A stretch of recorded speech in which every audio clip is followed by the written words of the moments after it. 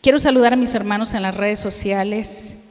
Y bueno, pues hoy vamos a estar viendo la última cena, ¿verdad? Ya vieron que puse el manto ahí. Son días de meditar. Usted no puede faltar el domingo. ¿Cuántos dicen amén? Mañana a las 7 tenemos el servicio de las 7 palabras. Esas 7 palabras que dijo Jesús en la cruz. Sí, así que yo le invito a que venga. Aquí vamos a estar. Nosotros, así sea una sola persona, vamos a dar el servicio. Como quiera también vamos a transmitir, pero pues qué mejor, ¿verdad? Estar aquí en su casa. San Lucas capítulo 22. Y desde que empieza el capítulo 22, obviamente pues en el versículo 7, ahí es donde empieza la institución de la Cena del Señor, que ahorita vamos a celebrar Santa Cena. ¿Alguien ha celebrado Santa Cena aquí? Levante su mano. ¿Sí?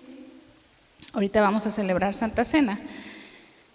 Pero quisiera que leyéramos un poquito atrás, ¿verdad? Desde que empieza el capítulo 22, a mí siempre me gusta mucho leer los contextos. ¿Sí? Siempre, si voy a leer un versículo, quiero leer todo el capítulo para que podamos entender un poco, ¿verdad? Yo creo que como maestra del instituto me gusta estar escudriñando, ¿verdad? La escritura para ver qué es lo que nos está hablando el Señor o qué nos estaba mostrando. ¿Cuántos estuvieron el domingo cuando estuvimos hablando? A ver, ¿de qué estuvimos hablando el domingo? ¿Cómo? La entrada triunfal a Jerusalén del Rey de Gloria. ¿Cuántos dicen amén? Que entró en aquel pollino de asna. Y les explicaba que en el libro de Mateo hablaba del pollino y del asna, ¿verdad? Y luego ya pues en Mateo y luego en Juan hablaba nada más del pollino, ¿verdad? Y ya les explicaba yo más o menos lo que pasa en el libro de Mateo, como Mateo siempre hablaba de números y siempre decía 2, ¿verdad? De todo. Y no es que en los demás capítulos ya se borraran, no, simplemente que se enfocaban en la gracia. Amén. Porque hablábamos sobre que el número 2 significaba Antiguo Testamento o Antiguo Pacto y Nuevo Pacto. Amén. ¿Cuántos saben que el Nuevo Pacto es Jesús? Gloria a Dios. Dice ahí en el capítulo 22 el complot para matar a Jesús. En estos días, el domingo estuvimos leyendo que cuando el Señor Jesucristo iba entrando a la ciudad de Jerusalén, se iba cumpliendo una profecía del profeta ¿qué? Zacarías en 9:9, Zacarías 9:9, cuando anunciaba que iba a entrar un rey humilde y justo, ¿verdad? Que iba a salvar, y ese era el rey de salvación. Por eso es que la gente cuando entraba Jesús en el pollino de asna, le gritaban ¿qué? ¡Hosana! ¡Hosana! Al rey de las alturas. ¿Verdad? ¿Y qué dijimos que era hosana? Sálvanos, oh Dios, ¿verdad? Apresúrate a salvarnos. Y yo les explicaba que 520 años antes de que sucediera esto, el profeta Zacarías ya había recibido una revelación de parte de Jehová para consolar al pueblo, porque recuerden que ellos siglo con siglo, año con año estaban pasando por situaciones con sus reyes, y les explicaba yo que había reyes buenos y había reyes malos, y que según el rey era según pues ahora sí que la suerte del pueblo, ¿verdad? Era como le iba al pueblo. Entonces ellos de alguna manera pues estaban siempre expectantes o ya temerosos por el reinado del rey anterior, ¿verdad? De cómo les había ido. Y ellos ya estaban como que, ¿y ahora qué nos irá a tocar? ¿Verdad? Ellos constantemente necesitaban un Salvador. ¿Cuántos de aquí sabemos que todos necesitamos un Salvador? Amén. Por eso es que Dios siempre le muestra al ser humano que el ser humano necesita ser rescatado. En días anteriores platicaba yo con una persona. Y platicando con esa persona le hago una pregunta, yo del 1 al 10 dime qué tanto necesitas al Señor Jesús. Y me dicen, así como le pensó muchísimo, y me dice pues un 7, un 6, o sea muy dudoso. Le digo, ok. ¿Sientes que necesitas a alguien que te salve? Me dice, no, estoy bien. Pero o sea, con una ligereza, con una seguridad. Pero aún así que aparentaba una aparente seguridad, no tenía seguridad, ¿sí? O sea, tú veías su lenguaje corporal, uno lee el lenguaje corporal y sabes, ¿verdad?, la situación.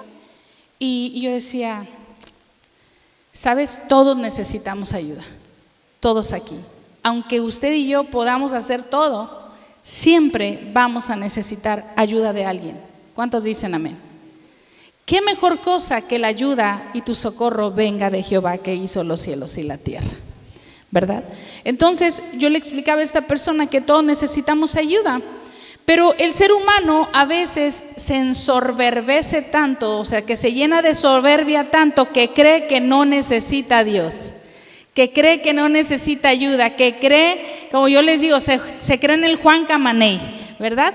Que todo lo pueden, que todo lo saben, que todo lo solucionan, el MacGyver, ¿verdad? A lo mejor no saben quién es MacGyver, ¿verdad? ¿Sí saben? Somos contemporáneos. Entonces, nosotros necesitamos saber que necesitamos a alguien, pero el pueblo estaba tan ávido de saber que ellos tenían que tener un rey que salvara, no que gobernara, sino que salvara. ¿Cuántos decimos amén? Ya últimamente, ¿cuántos sabemos también que en nuestro gobierno necesitamos un gobierno?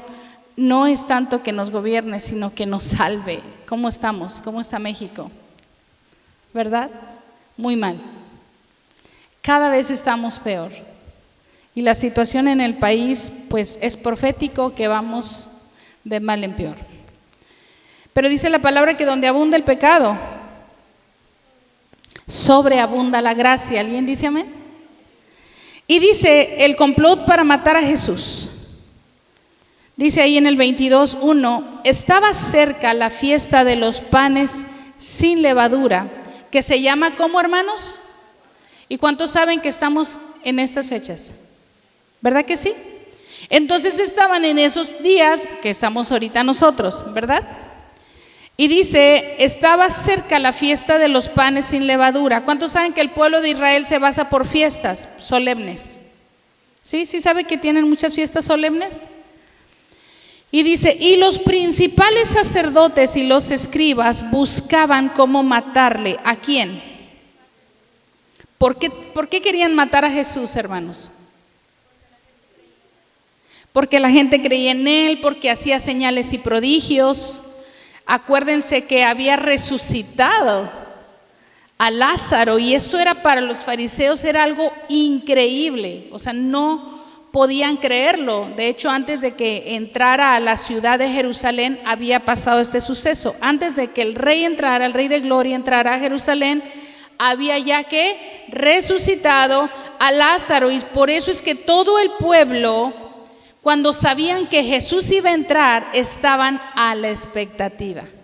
Ellos estaban diciendo, ya sabes que va a venir Jesús, ¿verdad? Estaban todos así, bien eufóricos porque iba a entrar Jesús, ¿verdad? Y todo mundo, yo me imagino que ellos estaban esperando que entrara en un super caballo, ¿verdad?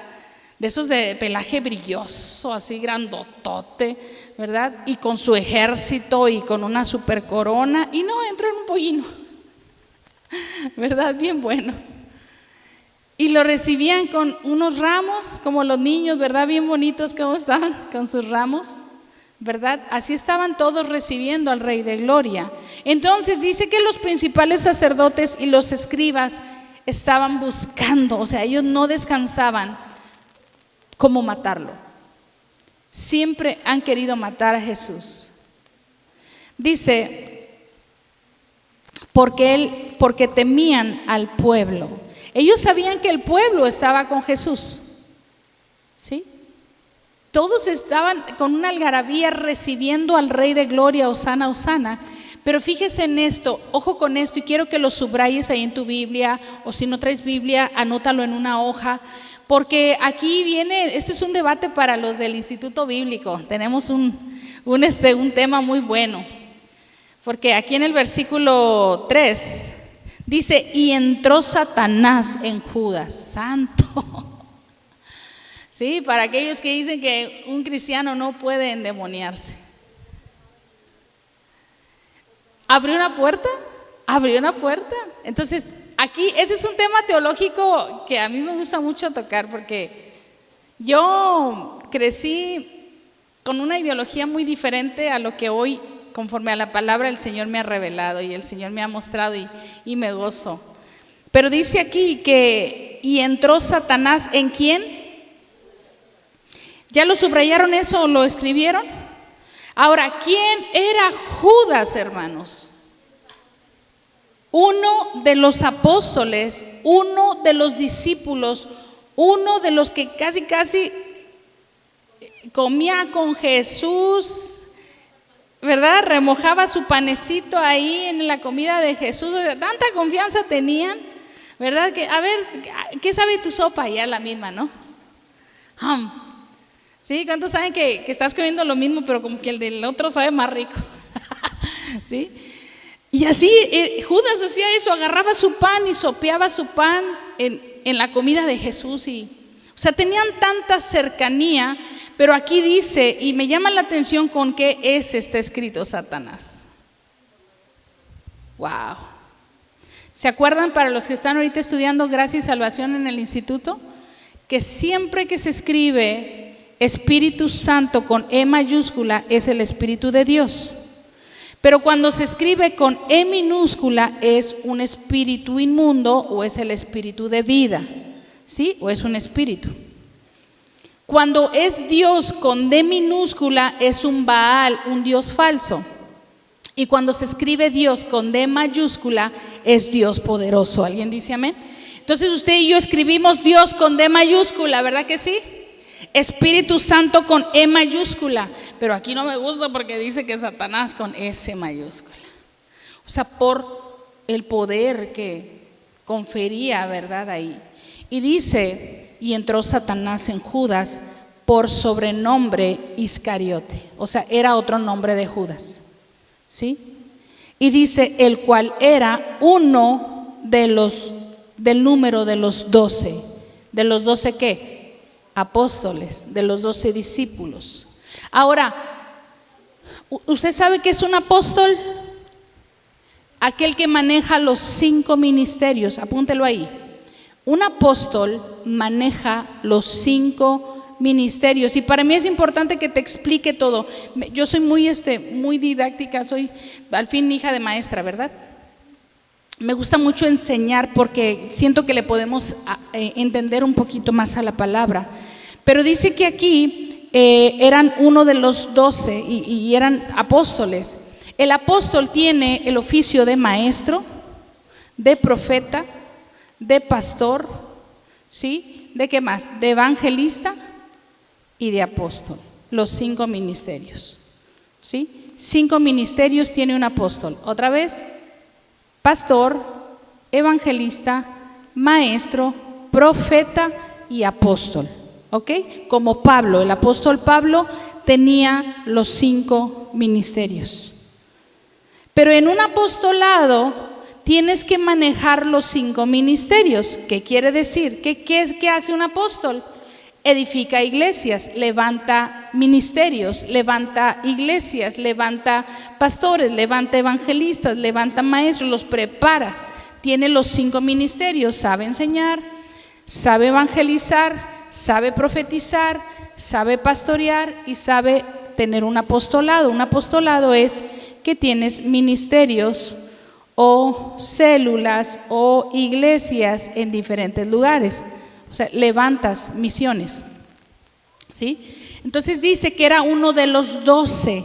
Ahora, me impresiona mucho que en un apóstol haya entrado Satanás, ¿sabe?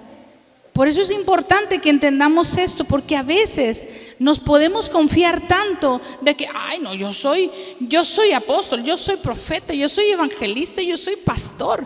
¿Me explico? O sea, no nos podemos confiar porque nosotros también podemos ser poseídos. ¿Sabe algo? Si nos descuidamos, si nos apartamos, si nos enfriamos, Si abrimos puertas, si dejamos que el enemigo entre y se haga cuate de nosotros, ya, ¿verdad? Porque abrimos una puerta. ¿Cuántos de repente hemos abierto puertas? Yo. ¿Sí? Y de repente uno dice, ¿por qué me está yendo así? Ya me acordé, ya tengo que ir a cerrar esa puerta. En el nombre de Jesús de Nazaret, Señor, perdóname porque abrí esa puerta. No debí hablar, no debí pensar esto, no debí ir allá. O sea, y porque nos redarguye el espíritu. ¿Cuántos decimos amén? Entonces es importante que sepamos esto, porque ¿por qué llegó Judas a hacer esto? Porque abrió una puerta, lo decía la hermana, el amor al dinero. Dice la palabra que el amor al dinero es el principio de todos los males. ¿Sí sabe eso? Lo dice la palabra. El amor al dinero es el principio de todos los males. Y dice aquí, y entonces dice que entró Satanás en Judas por sobrenombre Iscariote, el cual era uno de los del número de los 12. Y este fue, dice, y habló con los principales sacerdotes y con los jefes de la guardia de cómo se lo entregaría. O sea que fue un traidor, ¿verdad? Después dice, ellos se alegraron y convinieron en darle ¿qué? Ahí está, en darle dinero. O sea, lo compraron, ¿sí? Y dice, y él se comprometió y buscaba una oportunidad de entregárselo a espaldas del pueblo. O sea, que nadie se diera cuenta que él ya había hecho un trato, ¿verdad?, con ellos para entregarlo. Dice, llegó el día de los panes sin levadura de esta fiesta, ¿sí? Llegó el día de los panes sin levadura, en el cual era necesario sacrificar el cordero de la Pascua. ¿Se acuerdan? También siempre les he explicado que en aquellos tiempos había siempre un sacrificio, y siempre uso esta mesita. Siempre había un sacrificio cuando llegaban al tabernáculo y iban a presentar ofrenda a Jehová. Recuerde que en el tabernáculo lo primero que al entrar, ¿qué estaba ahí? El altar del sacrificio, ¿se acuerda? Está el tabernáculo, entras al tabernáculo y había es como en aquella mesita que está allá, era un altar para llevar tu ofrenda, que era un animalito o era un cordero. Recuerde que cómo eran esos animalitos, sin mancha, ¿sí? Tenía que ser puro, o sea, de no haberlo cruzado, no podía tener defecto ese animalito, porque ese animal iba a llevarse ¿para qué? Para que al momento de hacer el sacrificio, ese representante de familia o el sacerdote de la casa iba a llevar, supongamos que este es un cordero, iba a llevar el cordero, lo iba a llevar ahí al altar del sacrificio, lo iba a llevar, y cuando lo sacrificara, la sangre que era derramada de ese cordero, al ser derramada en el altar, esa sangre iba a perdonar el pecado de toda la familia. ¿Ok? ¿Sí estamos entendiendo eso? Esa sangre derramada, la sangre de ese cordero, iba a perdonar los pecados de una familia completa, porque iba el sacerdote a ofrecer sacrificio. Entonces, cuando la sangre era derramada, prendían aquel altar, y cuando prendían, ¿cuántos saben que la sangre huele mucho? ¿Sí sabe eso? Ahora imagínense quemada más. Entonces le prendían fuego, y cuando quemaba esa sangre, empezaba el olor y subía ese olor a la presencia de Jehová como un olor fragante. Para él era agradable. Entonces el olor de esa sangre significaba que había un sacrificio el cual una familia estaba ofreciendo a él para la remisión, para la redención, para el perdón de sus pecados. Amén. Entonces aquí lo está diciendo, en el cual dice que llegó el día de los panes sin levadura, en el cual era necesario que sacrificar al cordero de la Pascua. En esas fechas tenían que llevar el sacrificio. Ya una vez que había un sacrificio, que se derramaba la sangre y todo, lo que hacían los que trabajaban ahí, repartían lo que había dentro de los animalitos, lo repartían, hacían todo lo que tenían que hacer, y el que ofrecía iba al lavacro, había una fuente donde iban y se lavaban las manos y los pies, ¿ok? Para poder después entrar al lugar santo, que era más o menos esto, y luego estaba la cortina donde estaba el lugar santísimo, donde está el arca del pacto, la cajita con los ángeles que están así. Ese es el arca del pacto que estaba en el lugar santísimo. Entonces, bueno, dice que tenía que haber que un cordero sacrificado, ¿verdad que sí? Para el perdón de los pecados. Después dice, y Jesús, en el versículo 8, ¿estamos? Y Jesús envió a Pedro y a Juan diciendo, ir y prepararnos la Pascua para que la comamos. Dice, ellos estaban acostumbrados que en Pascua se reunían a cenar, y manda y envía primero ¿a quién? A Pedro y a Juan, diciendo, ir y prepararnos la Pascua para que ¿qué? Para que la comamos. Y ellos le dijeron, ¿de dónde quieres? Está lloviendo, ¿verdad? Ay, qué hermoso. ¿Se acuerdan lo que les estaba diciendo? Ay, mira. Wow, wow. Ay, qué emoción. Ay, sentí bien bonito. Dice, y ellos le dijeron, ¿dónde quieres que la preparemos? Con razón, entonces, por el cambio de clima. Dice, él les dijo, he aquí, al entrar en la ciudad, os saldrá al encuentro un hombre que lleva ¿qué? Un cántaro de agua. Esa era la señal. Seguirle hasta la casa donde entrare y decirle al padre de familia de esa casa, el maestro dice, ¿dónde está el aposento donde he de comer la Pascua con mis discípulos? Entonces él os mostrará un gran aposento alto, ya dispuesto, preparar allí. Y fueron pues y hallaron como les había dicho. ¿Y qué hicieron ellos? Pedro y Juan prepararon la cena, la Pascua. Y dice, cuando era la hora, se sentó a la mesa, dice, y con él los apóstoles, y les dijo, esto me gusta mucho.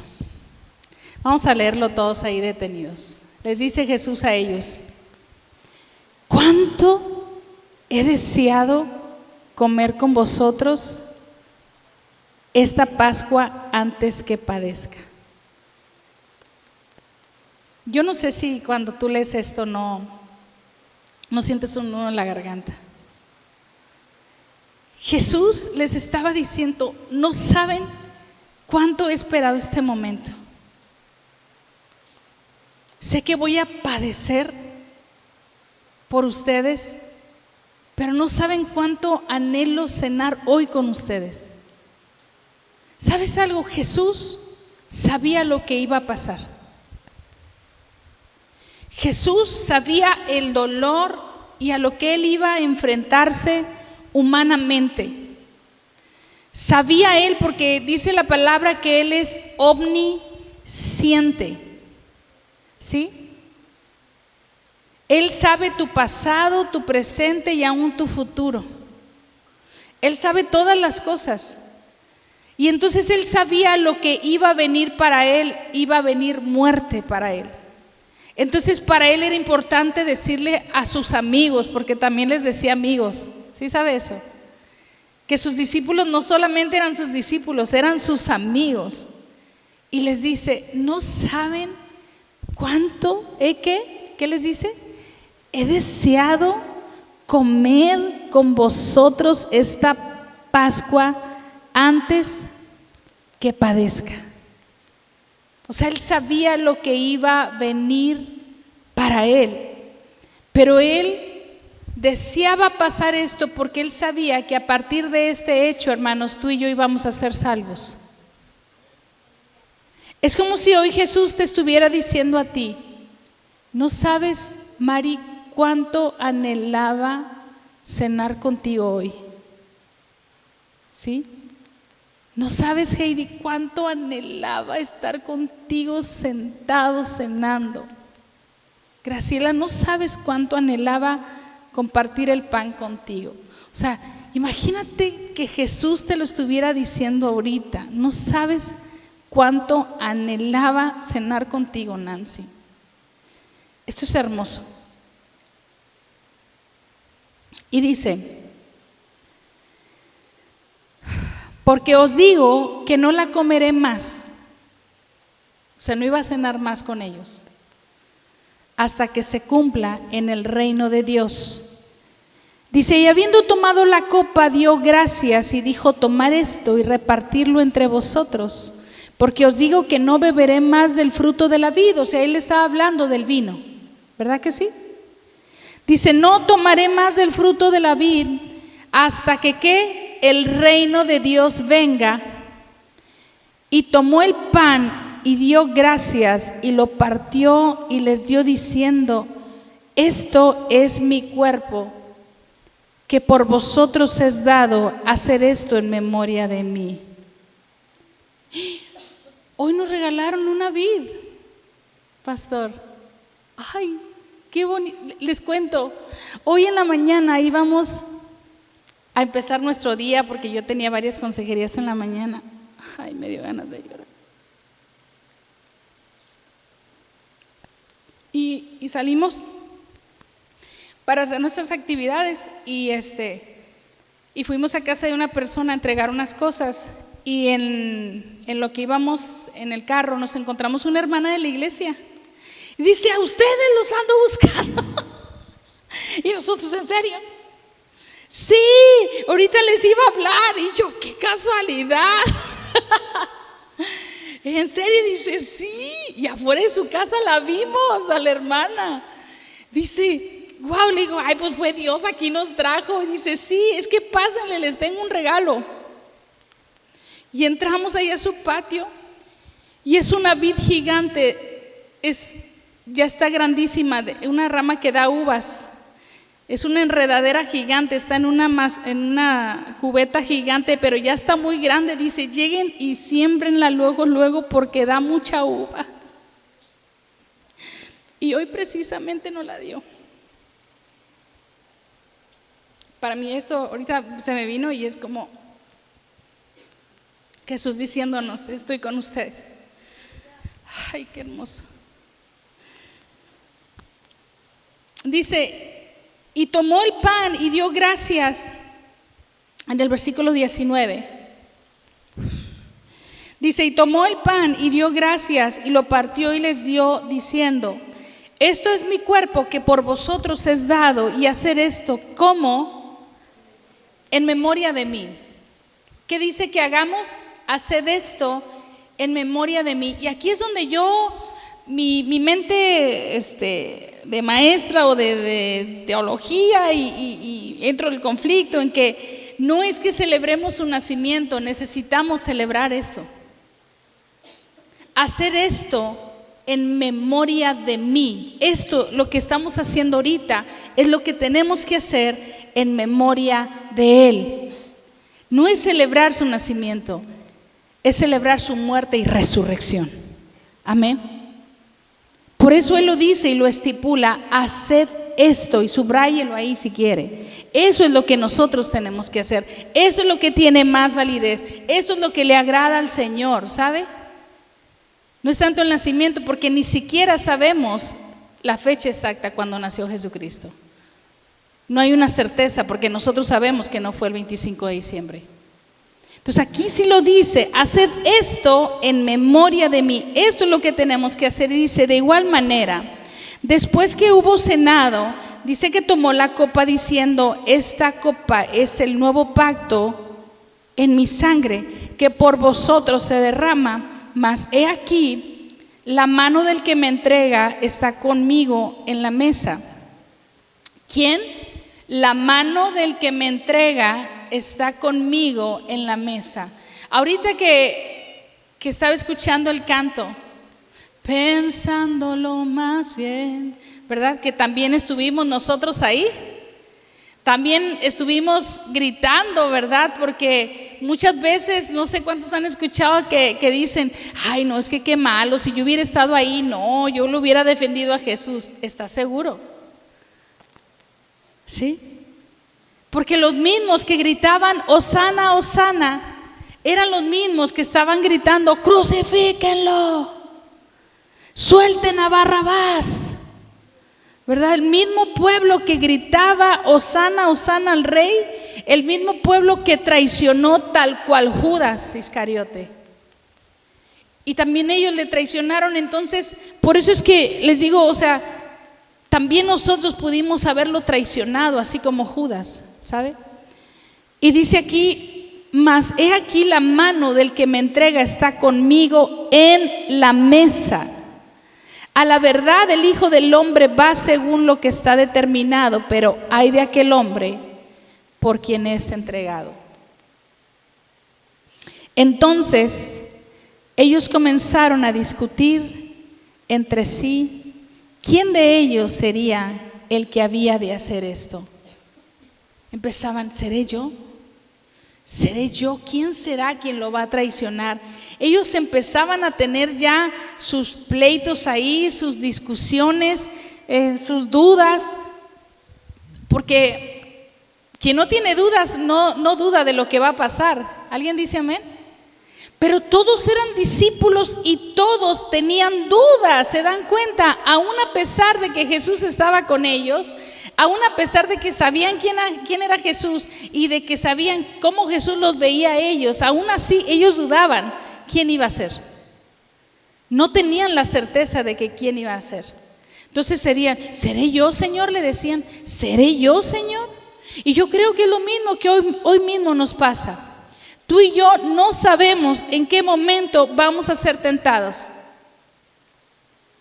Tú y yo no sabemos de qué forma nos va a tentar Satanás mismo, porque dice ahí que fue Satanás quien tentó a Judas, quien entró en él. No dice que lo manipuló, no dice entró en él. Sí, lee ahí.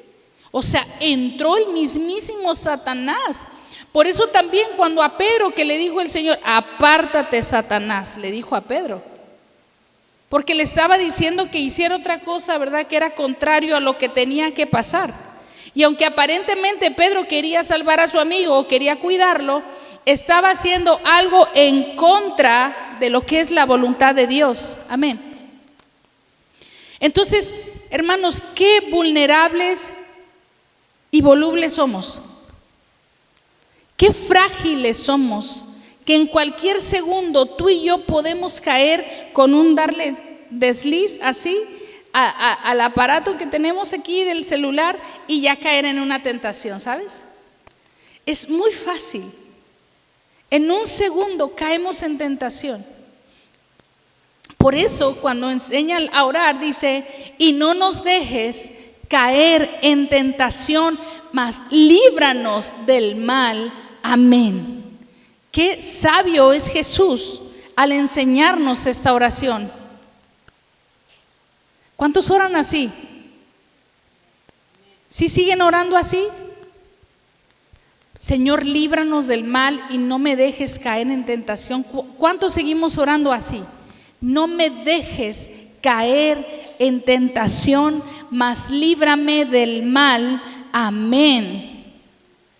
Porque somos tan fáciles para caer en tentación. Los mismos apóstoles, los mismos discípulos que seguían a Jesús estaban cayendo en tentación. Judas Iscariote, Pedro estaban cayendo en tentación, hermanos.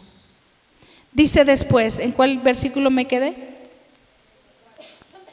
En el 24 dice: la grandeza en el servicio. Hubo también entre ellos una disputa sobre quién de ellos sería el mayor. ¿Eso no te recuerda algo? Que todavía no muere la persona y ya se andan peleando la herencia. ¿Sí?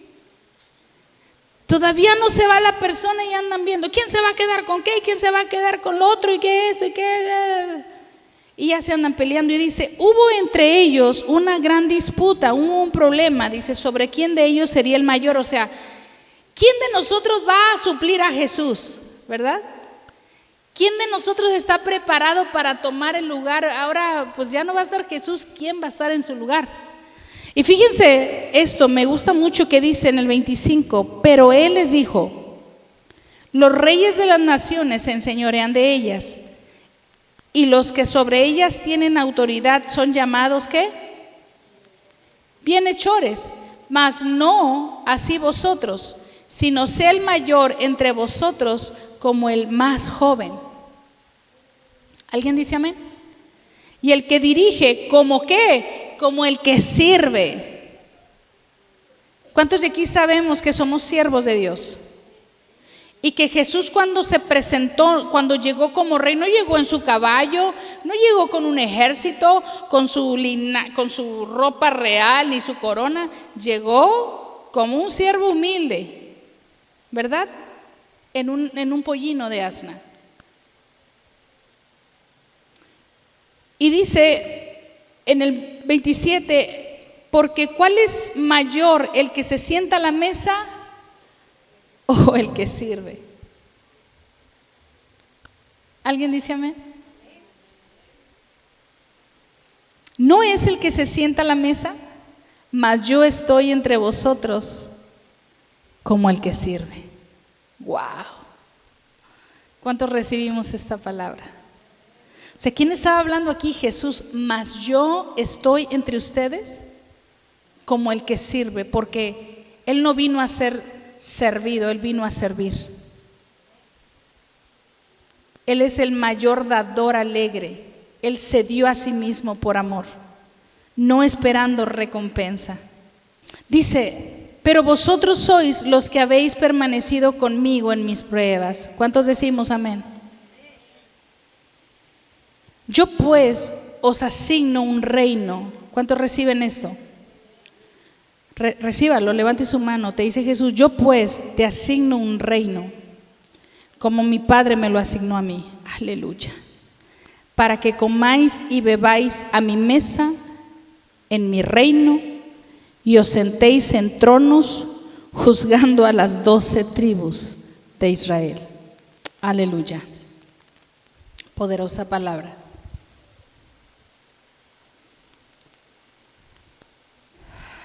Aquí ya no voy a seguir porque mañana vamos a dar la continuación. Pero yo quiero decirte algo. Estamos ahorita haciendo lo que Jesús estipuló. ¿Y qué estipuló? Haced esto en memoria de mí. ¿Qué estipuló? La Santa Cena.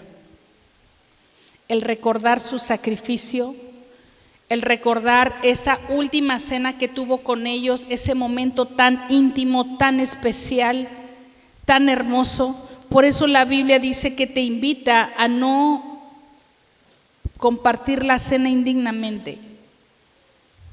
Y eso no quiere decir que no la puedas ahorita compartir, porque quiero que tengamos un tiempo donde podamos hablar con Dios antes de compartir la Santa Cena, ¿sí? Obviamente los niños no participan porque ellos no se han bautizado, y aunque los hayan bautizado chicos, no pueden participar porque es algo que es con mucha conciencia de lo que se está haciendo, ¿sí? Ni niños ni adolescentes, solamente los adultos vamos a participar de la Santa Cena. ¿Amén? ¿Sabe algo? Aquí habla de una fragilidad que tenemos nosotros como discípulos de Cristo. ¿Cuántos son discípulos de Jesús? Yo sé que puede haber también algún apostolado aquí, porque sé que Dios da esos llamados, que nos da ministerios, nos da tal vez llamados. Evangelistas somos todos, ¿verdad? Todos tenemos aquí el llamado de evangelistas. El Señor nos instituyó así. Pero ¿sabe algo? Judas compartía el pan con Jesús, sopeaba el pan en su plato, estuvo con él en todo tiempo. Me imagino que cuando despertaban en aquellas tierras que hacía mucho sol, yo me imagino despertaba Jesús, y imagínate abrir tus ojos y voltear a verlo, ahí estaba Jesús. Qué bonito, ¿no? Y de repente estar jugando con él, porque me lo imagino así como que bien agradable, bien chistoso, siempre haciendo no sé, haciendo el momento siempre agradable a sus discípulos. Porque así me imagino yo a Jesús, que Él es muy agradable, Él es nuestro mejor amigo. Y imagínate, siempre estaba con ellos, pero la Biblia nos describe que la primera batalla que tenemos tú y yo es en la mente. Y constantemente estamos peleando con nuestros pensamientos, constantemente. Que aunque tú y yo tratamos de guardarnos en santidad, que tratamos de caminar una vida recta, siempre viene el enemigo y nos está: ¿y si haces esto? Y no, ni le hagas caso porque esto, no, ¿para qué vas? No, pero mira, mejor haz esto. Y siempre está ahí hablando para engañarte del propósito de Dios, para desviarte, que fue lo que le pasó a Eva. Eva fue engañada. El enemigo le vendió una idea y se la creyó, la engañó. Y después ella engañó a su esposo con la misma idea y los dos cayeron. ¿Sabes? No era que tuvieran un corazón malo, pero creyeron una idea que era contraria a la voluntad de Dios, como Pedro cuando le quiso ayudar a Jesús. ¿Sí? Entonces vemos esto, lo vulnerables que somos, hermanos, y hoy Dios quiere que tengamos este tiempo. Maxine, ¿me ayudas a compartir el pan? Yo sé que no es vino, obviamente, pero los adultos se ponen de pie. Vamos a compartir la Santa Cena.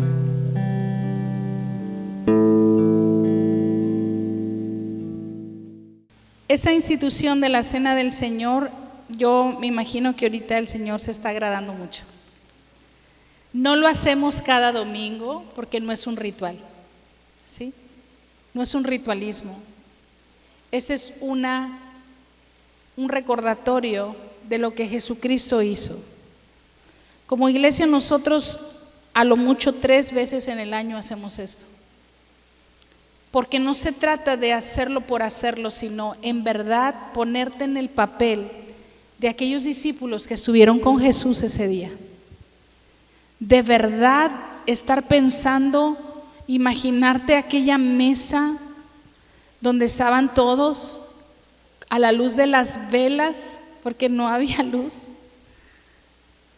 En esas condiciones, qué bonito, imagínate esas mesas en el piso, porque así acostumbraban sentarse en el piso, con aquellos vasos, esos utensilios, cómo los tenían, hay muchos materiales, ¿verdad?, que ellos tenían, y siempre hay un debate ahí, pero ¿por qué tomaban ellos vino? Porque acuérdense que el agua potable tampoco estaba, y que la vid es uno del fruto que siempre había en mucha abundancia, ¿verdad?, en estos países, y es algo normal, y se perseveraba y podía durar mucho tiempo sin echarse a perder. Ahora que cuando tomaban vino no era para emborracharse, era porque ellos era para comer, ¿me explico? O sea, no era como que me voy a acabar la botella en una comida. Sí. Entonces, o sea, realmente nosotros tenemos un concepto muy diferente de lo que es el vino y el pan. Muy bien, vamos a mencionar otra vez los pasajes donde Jesús, hablando con sus discípulos,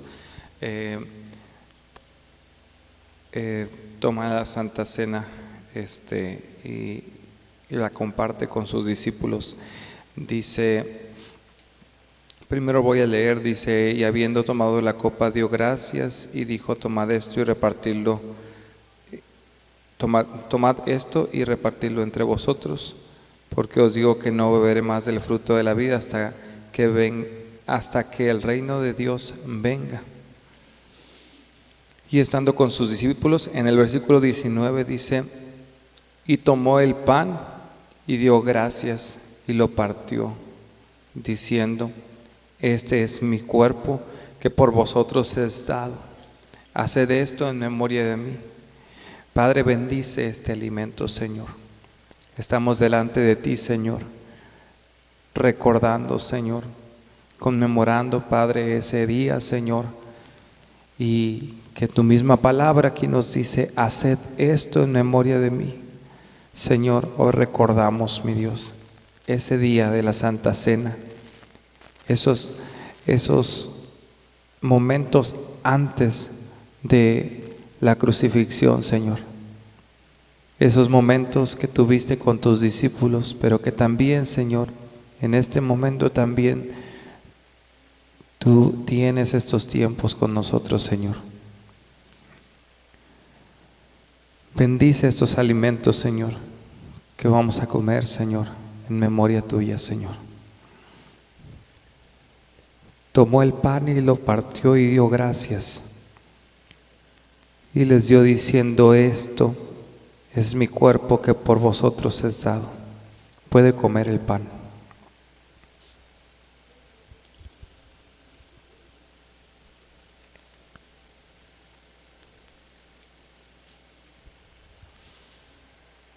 Dice: de igual manera, después que hubo cenado, tomó la copa diciendo: esta copa es el nuevo pacto en mi sangre, que por vosotros se derrama. Gracias, Señor, por esa gracia inmerecida. Gracias, Señor, por ese nuevo pacto a través de tu sangre. Gracias por tu amor, Señor, que no fue movido por sentimientos, Señor, fue movido por la decisión y la obediencia a nuestro Dios Padre. Gracias, Señor. En tu nombre, Jesús, puede tomar el jugo.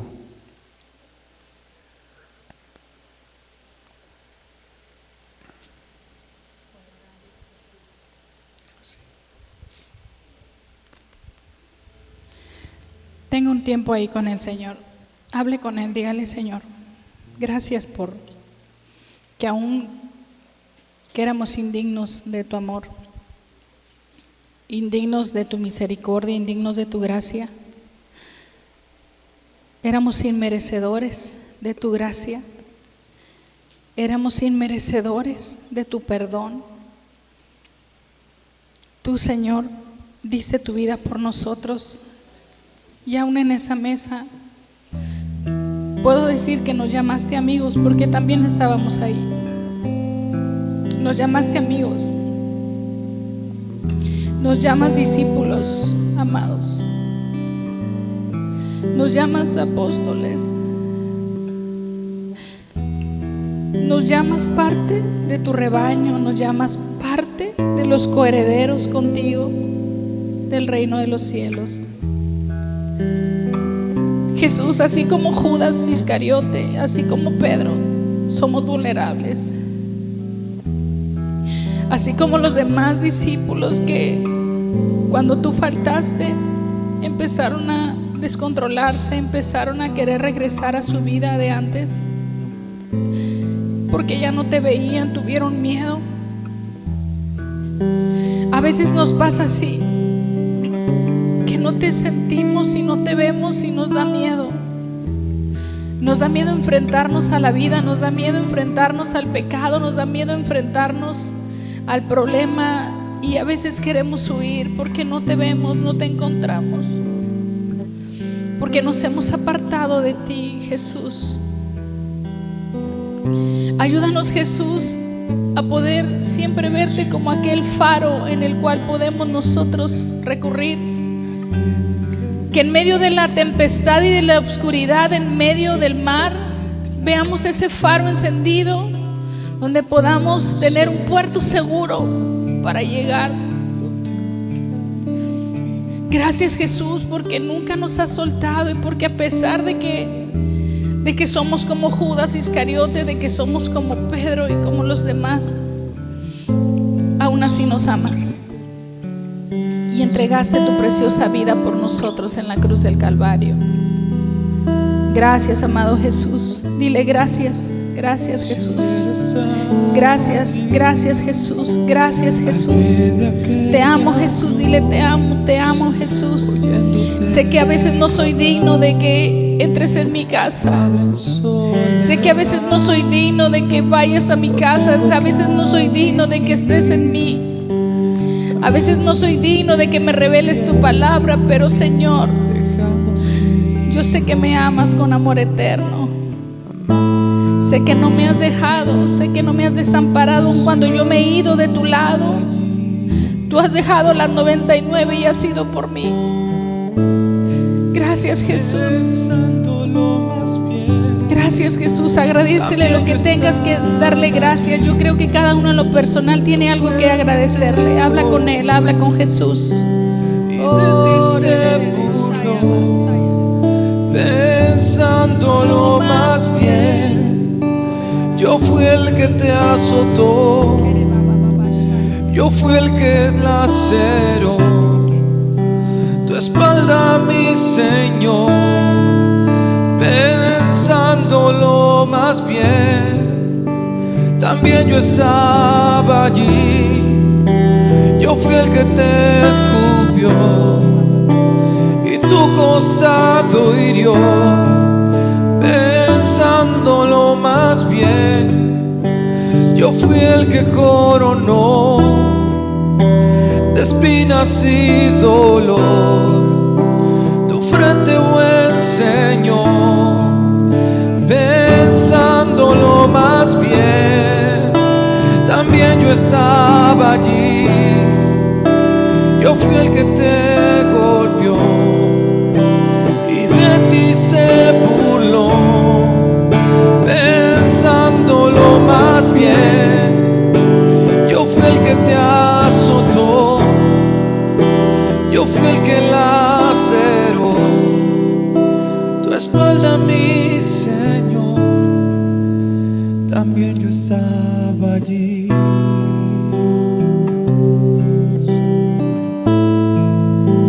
También yo estaba ahí. Hoy Jesús quiere que meditemos sobre nuestra vida. Ahí en el libro de 1 Corintios capítulo 10, el Señor nos comparte esta palabra hoy para que sigamos meditando, no solamente hoy, sobre nuestra vida y sobre nuestros hechos. Dice la palabra de Dios en 1 Corintios 10, versículo 23: hace todo para la gloria de Dios. Todo me es lícito, pero no todo me conviene. Todo me es lícito, pero no todo me edifica.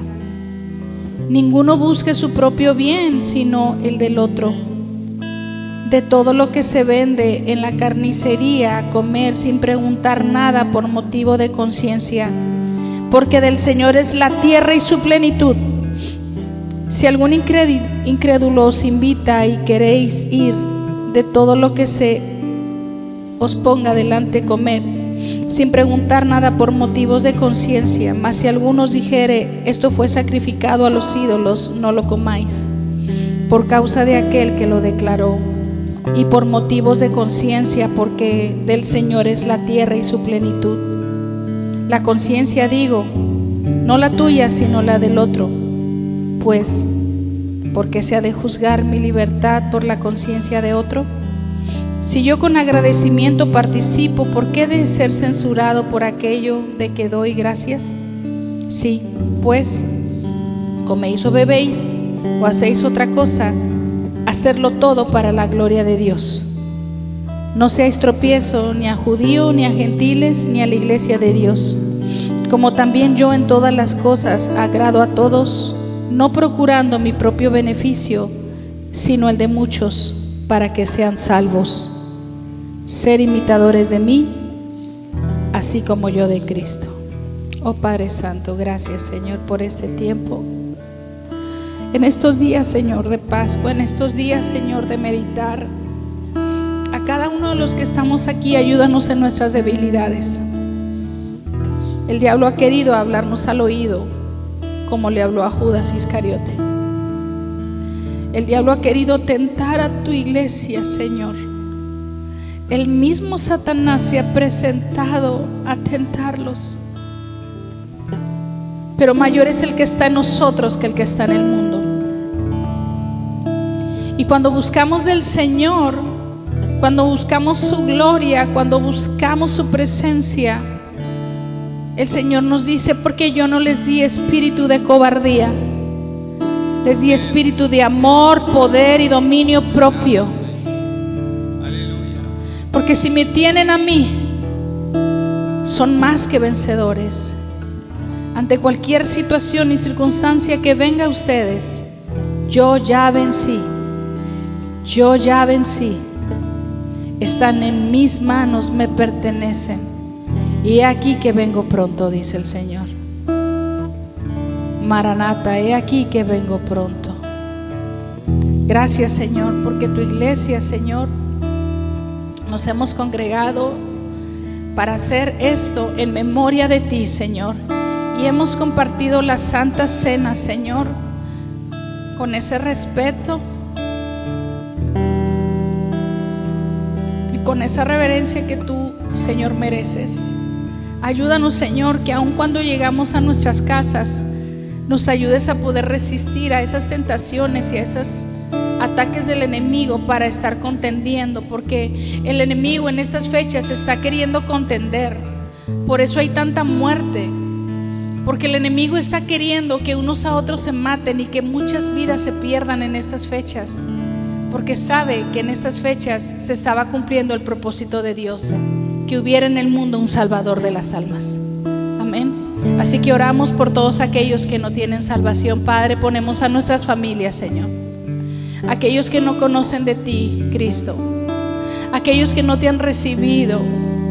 Háblales a su oído, enamóralos, confróntalos, Señor, atráelos con cuerdas de amor. Tú sabrás cómo.